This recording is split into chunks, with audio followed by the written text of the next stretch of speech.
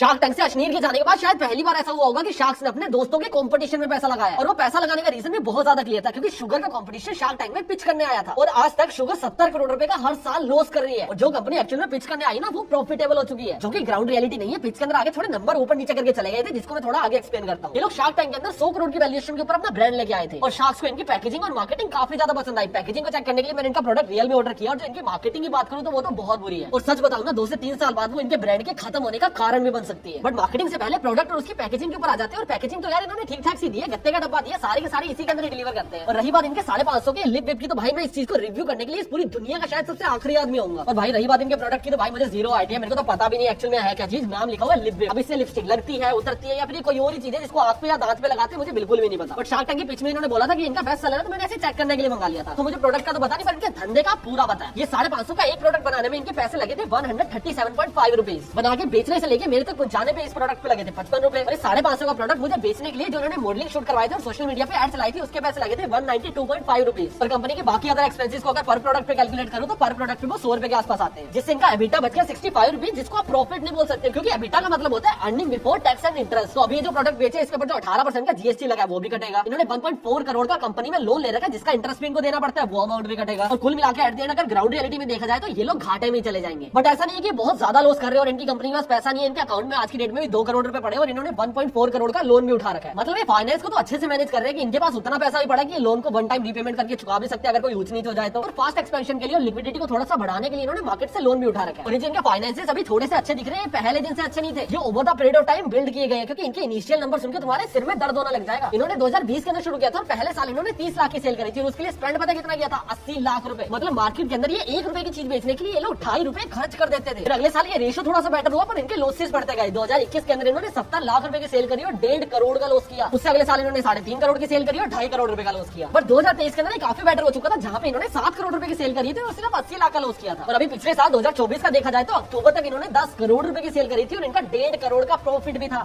जो भी लोग इंटरेस्टेड है, लिंक मेरे डिस्क्रिप्शन और पिन कमेंट के अंदर मिल जाएगा। जैसे इन लोगों ने भी काफी चीजें इग्नोर कर रखी है। जो भी कॉस्मेटिक ब्रांड होते हैं ना, मोस्टली 2 चीजों के ऊपर सर्वाइव करते हैं, एक होता है क्वालिटी और दूसरा होता है मार्केटिंग। एक कंज्यूमर आपका प्रोडक्ट पहली बार क्यों खरीदेगा वो आपकी मार्केटिंग के ऊपर डिपेंड करता है, और दूसरी बार क्यों खरीदेगा वो आपकी क्वालिटी के ऊपर डिपेंड करता है। और सबसे ज्यादा मुश्किल है उनको पहली बार बेचना ही होता है, पर पहले हम दूसरी बार की बात कर लेते हैं। इनकी ना यूएसपी की ना, अमन गुप्ता जैसे ना रेडीमेड व्हाइट लेबर प्रोडक्ट को सेल नहीं करते हैं। अभी व्हाइट लेबर प्रोडक्ट कैसे होते हैं, जैसे एनर्जी ड्रिंक है। अभी ये एनर्जी ड्रिंक क्या मॉन्स्टर ने बनाई है? नहीं, ये एनर्जी ड्रिंक किसी और कंपनी ने बनाई है। मॉन्स्टर ने बस इसको अपने कैन के अंदर डाला और तुम लोगों को बेच दिया। तो मॉन्स्टर एक मार्केटिंग कंपनी है, ना कि एक एनर्जी ड्रिंक कंपनी है। ऐसी अमन गुप्ता की बोर्ड कंपनी भी करती है। वो क्या करती है, चाइना से सामान को खरीदती है, उसके ऊपर बोर्ड का लोगो चिपका दिया और तुम लोगों को बेच देती है। और ये चीज सुनने में जितनी ज्यादा बुरी लगती है ना, एक्चुअल में बुरी होती नहीं है, कुछ केसेस में तो अच्छी भी होती है। क्योंकि जब भी आप लोग कॉस्मेटिक टाइप का प्रोडक्ट को बना रहे होते हैं ना, तो वो बहुत ज्यादा सेंसिटिव प्रोडक्ट होता है। एक तो आप लोग उस चीज को अपनी स्किन के ऊपर अप्लाई कर रहे हैं, तो हो सकता है उसके कुछ साइड इफेक्ट्स भी हो। और एज अ स्टार्टअप आप लोगों के पास इतना ज्यादा पैसा नहीं होता कि आप लोग हर तरह का टेस्ट कर पाओ। तो कुछ ना फैक्ट्रीज होती है जो व्हाइट लेबर प्रोडक्ट्स को मैन्युफैक्चर कर रही होती है। आप लोग ना उनके रेडीमेड फॉर्मूला से अपने प्रोडक्ट्स को मैन्युफैक्चर करवा सकते हो। और जो भी उनके फॉर्मूलाज होते हैं ना, वो ऑलरेडी मार्केट के अंदर 50 दूसरे ब्रांड्स को दे रहे होते हैं। तो वो ना ट्रायल एंड टेस्टेड फॉर्मूलाज होते हैं, जिससे अगर कंज्यूमर को फायदा नहीं हो रहा तो अल्टीमेटली नुकसान तो नहीं हो रहा होता है। वरना इसका सबसे बड़ा नुकसान पता क्या होता है, आप लोग ना प्रोडक्ट के अंदर डिफरेंशिएट नहीं कर पाते, आप लोग सिर्फ मार्केटिंग पे प्ले करते हो। आपका प्रोडक्ट बहुत ज्यादा एक्स्ट्रा ऑर्डिनरी नहीं होता। तभी जो बड़ी बड़ी कंपनीज होती है ना, वो खुद से R&D करती है। अभी R&D का मतलब क्या होता है, रिसर्च एंड डेवलपमेंट, जो कि हर कंपनी करती है। जैसे पिछले साल आईफोन का 16 लॉन्च हुआ था, इस साल सितंबर के अंदर आईफोन 17 लॉन्च होने वाला है। तो उस आईफोन में क्या होगा, शायद एक नया डिजाइन हो सकता है, शायद नया सॉफ्टवेयर हो सकता है, शायद थोड़े से AI मॉडल्स हो सकते हैं, कैमरा इंप्रूव होगा, साइज इंप्रूव होगा। अभी वो जो सॉफ्टवेयर बना रहे हैं, AI सिस्टम बना रहे हैं, या फिर नया कैमरा या फिर नई चिप बना रहे हैं ना, उसको मैन्युफैक्चर किया जाता है। और जब उसकी मैन्युफैक्चरिंग के ऊपर या फिर उसकी टेस्टिंग के अंदर पैसा लगाया जाता है ना, तो उसको R&D इन्वेस्टमेंट बोलते हैं। अभी जो भी अदर कॉस्मेटिक ब्रांड्स है और जो बहुत ही बड़े लेवल पे प्ले कर रहे हैं ना, वो 4 से 5% R&D के अंदर इन्वेस्ट करते हैं। अब जो लोरियल ब्रांड है उनकी इंडिया के अंदर 5567 करोड़ रुपीस की सेल है एक साल की, और वो अपना 4% इन्वेस्ट करते हैं R&D के ऊपर, जो कि 222 करोड़ के आसपास पड़ता है। अभी 223 करोड़ ना इनफ पैसा होता है, जहां पे आप लोग हजारों बार किसी प्रोडक्ट की टेस्टिंग कर सकते हो और लोगों को एक बेस्ट प्रोडक्ट डिलीवर कर सकते हो। और जहां पे एक नया स्टार्टअप आया है जिसका टोटल रेवेन्यू अक्टूबर तक सिर्फ 10 करोड़ रुपए, और अगर मैं उसका 5% निकाल भी दूं ना, तो सिर्फ 40 से 50 लाख रुपए बनता है। तो 40 से 50 लाख के अंदर आप लोग उस लेवल की R&D नहीं कर पाते, तो एक कंसर्न रेज हो जाता है कि यार ये प्रोडक्ट सेफ या अच्छा होगा या फिर नहीं होगा। तो मुझे इसकी क्वालिटी के बारे में जीरो आइडिया। मैं ये नहीं बोल रहा हूँ कि शायद ये सेफ नहीं है, मैं बस एक पॉइंट रेज कर रहा हूँ कि धंधे के लिए जस्टिफाइड क्या होता है। तो ये प्रोडक्ट से हट के थोड़ा सा मार्केटिंग के ऊपर आते हैं, जो कि इनकी one of the biggest USP है, जो कि इनको लगता है। और मुझे लगता है कि इनकी यूएसपी एक दिन इनके खत्म होने का कारण बन सकती है। अभी जिनको यूएसपी का मतलब नहीं पता, उसका मतलब होता है यूनिक सेलिंग प्रोपोजिशन। जैसे ऐसी क्या चीज है जो आपको मार्केट से थोड़ा सा डिफरेंशिएट करती है। फोन तो चाइनीज भी बन रहे हैं, एप्पल वाले भी बना रहे हैं और सैमसंग वाले भी बना रहे हैं। तो एप्पल में ऐसा क्या लगा, मैं क्यों यूज करूँ इनका मोबाइल का कैमरा अच्छा, अगर हाँ अच्छा और one of the best camera, तो इनका यूएसपी है, इनका यूनिक सेलिंग प्रोपोजिशन है। तो आप लोग जब भी कोई यूएसपी बना रहे होते हैं ना, तो आप लोग इस चीज का ध्यान रखते हो कि आप लोग ऐसी यूएसपी बनाओ जिसको कोई भी ब्रेक ना कर पाए। जैसे हमारी यूएसपी क्या, हम लोग ट्राई करते हैं कि हम लोग ना बहुत ही ब्रूटल ऑनेस्ट कंटेंट आप लोगों के सामने प्रोवाइड किया जाए बिना किसी से भी डरे। हमारे करियर में आज तक हमको 8 से 9 लीगल नोटिस आ चुके हैं, पर हमने एक भी वीडियो नहीं हटाई। कुछ गंजे फाउंडर्स ने हमारे चैनल के ऊपर स्ट्राइक भी मार दी थी, जो कि यूट्यूब के ऊपर पीआर करवाने में बहुत फेमस है। हमने उनके खिलाफ आवाज भी नहीं उठाई। हमारा एजेंडा सिर्फ इतना कि अनफिल्टर्ड नॉलेज आप लोगों तक किसी न किसी बहाने से पहुंचती रहनी चाहिए। तो ये चीज हमारी यूएसपी, और अगर इसको कोई और कॉपी करना चाहे तो वो बहुत ज्यादा आसान नहीं है, क्योंकि जब भी थोड़े से नंबर्स पढ़ने शुरू होते हैं तो आदमी की फटती है, आदमी फिर सोच के बोलना चालू करता है। और हमारी पहली लाइन ऐसे कि भाई हम सोच के नहीं बोलेंगे, हम सच बोलेंगे। तो अभी इनकी यूएसपी की, इनकी बहुत प्यारी यूएसपी है कि ये लोग ना फोटोज को एडिट नहीं करते हैं। अभी उसके पीछे का रीजन समझो। इनका मानना क्या है कि हर आदमी अपनी लाइफ के अंदर क्यूट ही है। तो जब भी ये लोग अपना कोई भी प्रोडक्ट को डेवलप करते हैं तो ये बहुत हॉट या फिर सुंदर मॉडल्स को नहीं लेके आते। ये लोग आम लोगों से फोटोशूट करवा लेते हैं और उनकी फोटोज को एडिट भी नहीं करते। तो अगर किसी मॉडल ने इस प्रोडक्ट के साथ फोटोशूट किया, उसका अपर लिप बड़ा है, थोड़ी सी मोटी है या मूछें आई हुई है, तो उसको फोटोशॉप से रिमूव नहीं करेंगे। ये कहेंगे जैसा है वैसा ही रहने देते हैं, क्योंकि जो देखने वाली ऑडियंस है वो भी तो परफेक्ट नहीं है ना। हर कोई मॉडल जैसा थोड़ी दिखता है, हर कोई आलिया भट्ट जैसा थोड़ी दिखता है। तो वो लोग जब भी इनका सोशल मीडिया प्लेटफॉर्म या फिर इनकी एड्स देखते हैं तो इनसे रिलेट करना चालू कर देते हैं। जो कि एज अ मार्केटर मैं समझ पा रहा हूँ कि यार इतना प्यारा पॉइंट है ना कि आप लोग इसके ऊपर बहुत क्रेजी कंटेंट बना सकते हो। और आप लोग इनका भी सोशल मीडिया कंटेंट खोल के देख लो, ये लोग क्या कर रहे हैं, हर तरह के क्रिएटर से ना कंटेंट बनवा रहे हैं। और इनका सोशल मीडिया देख के पता क्या लगता है कि अरे यार इनके पास ना पैसा नहीं होगा अच्छा कंटेंट बनवाने के लिए। इनका इतना सही यूएसपी है। इनका नाम पता क्या है? इनका नाम है फ्री एंड इक्वल ब्यूटी। मतलब हर किसी के लिए जो ब्यूटी है वो सिमिलर होनी चाहिए, तुम्हें कोई डिफरेंशिएट नहीं किया जाएगा। बट इनके कंटेंट के अंदर वो चीज 2% भी नहीं दिखती है। और एज अ कंज्यूमर मेरा सुबह सुबह का टास्क ये थोड़ी होगा कि जिसकी साला लिपस्टिक मंगाई है उसको थोड़ा सा ध्यान से पढ़ के देखूंगी कहना क्या चाहते हैं, मैं तो लगाने पे जोड़ दूंगा ना। इनकी one of the biggest problem ये है कि इनकी यूएसपी इनको खुद से एक्सप्लेन करनी नहीं आ रही सोशल मीडिया के ऊपर, और इसके ऊपर बहुत अच्छा एक्सप्लेनेटरी कंटेंट बन सकता है। जब भी आप लोग मार्केट के अंदर किसी नई चीज को इंट्रोड्यूस करते हैं ना, तो आप लोगों को हमेशा उस चीज को एक्सप्लेन करना पड़ता है। आप लोग कहीं पे बैनर पे लिख दिया, वेबसाइट पे लिख दिया, थोड़े से फोटोज वगैरह का कोलाज बना के वेबसाइट पे लगा दिया, लोगों को समझ नहीं आती होती चीजें। और लिखी हुई चीजें तो 90% लोग वैसे ही नहीं पढ़ते हैं, बोली हुई चीजें नहीं सुनते हैं भाई लोग। तो आपकी जो इतनी प्यारी यूएसपी है ना, वो आपको बस सेल्फ सेटिस्फेक्शन के लिए लेके बैठे हो कि भैया हमारे पास एक बहुत क्रेजी यूएसपी है, लोगों को पता ही नहीं है भाई। और जैसे मैं थोड़ी देर पहले बता रहा था कि यूएसपी का ना एक बहुत क्रेजी फैक्टर होना चाहिए कि लोग उसको फॉलो ना कर पाए। और आज के डेट में जो ये लोग फॉलो कर रहे थे ना, वो ऑलरेडी लोग कर रहे हैं, तो इनकी यूएसपी वो बच्ची भी नहीं है। ये लोग हर साइज की लड़की को उठाते थे और उससे कंटेंट बनवाते थे, बाकी ब्रांड्स भी बनाना चालू करके। ये लोग काली हो या फिर गोरी उन लोगों को लिपस्टिक लगा लगा के उनका फोटोशूट करवाते थे, वीडियोस बनवाते थे, बाकी लोग भी करवा रहे हैं। ऐसा कुछ बहुत ही ज्यादा यूनिक नहीं था जो इन्होंने डिस्कवर कर लिया था और उसके दम पे अपना पूरा ब्रांड स्टैब्लिश करने चल गए थे। और ये फ्री एंड इक्वल ब्यूटी आज के डेट में तो लोगों को लगेगा यार क्या ही विजन है ब्रांड का, इसको फॉलो करते हैं तो सपोर्ट करते हैं, पर 3-4 सालों में लोग बोर हो जाएंगे भाई। अभी जैसे कंपनी है ब्लर इंडिया नाम से, वो लोग सेम प्रोडक्ट बनाते हैं और आधे प्राइस के अंदर बनाते हैं। उनके प्रोडक्ट का नाम पता क्या है? काजल, डार्कर देनी और एक्सिस सोल, कोल मी डैडी लिप बाम। ये सारे के सारे ब्रांड्स हैं, यूथ को टारगेट कर रहे हैं। आप लोगों की कंपनी भी बहुत ज्यादा छोटी है और आपको शुगर से कंपेयर करना भी पागलपन होगा, पर जो आपके प्राइस रेंज है ना वो बिल्कुल शुगर के इक्वल आते हैं। तो कोई भी कंज्यूमर आपको चूज क्यों करेगा शुगर को छोड़ने के बाद? सेम कैटेगरी के अंदर मेकअप वगैरह के अंदर ना कृति सेनन ने अपना खुद का एक ब्रांड लॉन्च किया जो कि अभी नया ही है। वो इतना नया ब्रांड है, लिमिटेड पोस्ट डाल रखे हैं, फिर भी उनके सोशल मीडिया मार्केटिंग इनसे 10 गुना अच्छी है। ये कृति सेनन की टीम जिन इन्फ्लुएंसर्स को टारगेट कर रही है ना, वो लोग काफी अच्छा कंटेंट प्रोड्यूस कर रहे हैं as compare to their page. और आप लोग मार्केट के अंदर पिछले 5 साल से फर्स्ट मूवर एडवांटेज तो आपके पास होनी चाहिए थी ना। आपके रो और एनालिटिक कंटेंट को देख के तो लगता है यार काफी मीडियोकर ब्रांड है, इनके पास पैसे खत्म हो चुके हैं। आपकी इतनी क्रेजी यूएसपी को आप लोग डिलीवर ही नहीं कर पा रहे, जो आपके ब्रांड की one of the biggest problem है। और आपको लगता है आप लोग मार्केटिंग में कहीं पे लैग कर रहे हो, तो बस आपको एक मेल करने की देर है, help@genziway.in, जिधर जिसको भी मार्केटिंग सर्विसेज चाहिए हम पीआर से लेकर परफॉर्मेंस मार्केटिंग और इन्फ्लुएंसर मार्केटिंग हर चीज करते हैं।